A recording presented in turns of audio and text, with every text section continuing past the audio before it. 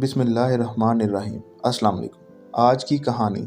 ایک شخص نے اپنے بیٹے سے وصیت کرتے ہوئے کہا، بیٹا، میرے مرنے کے بعد میرے پیروں میں یہ پھٹے پرانے موزے پہنا دینا۔ میری خواہش ہے مجھے قبر میں اسی طرح اتارا جائے۔ باپ کا مرنا تھا کہ غسل و کفن کی تیاری ہونے لگی۔ چنانچہ حسب وعدہ بیٹے نے عالم دین سے وصیت کا اظہار کیا، مگر عالم دین نے اجازت نہ دیتے ہوئے فرمایا، ہمارے دین میں میت کو صرف کفن پہنانے کی اجازت ہے۔ مگر لڑکے نے کافی اصرار کیا، جس کی بنا پر علماء شہر ایک جگہ جمع ہوئے تاکہ کوئی نتیجہ نکال سکیں۔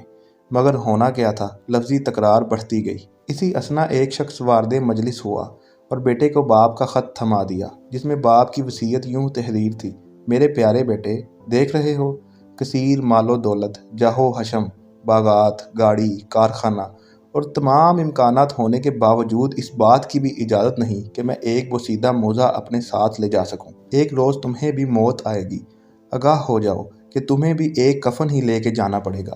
لہٰذا کوشش کرنا کہ جو مال و دولت میں نے ورثہ میں چھوڑی ہے، اس سے استفادہ کرنا، نیک راہ میں خرچ کرنا، بے سہاروں کا سہارا بننا، کیونکہ جو واحد چیز قبر میں تمہارے ساتھ جائے گی وہ تمہارے اعمال ہوں گے۔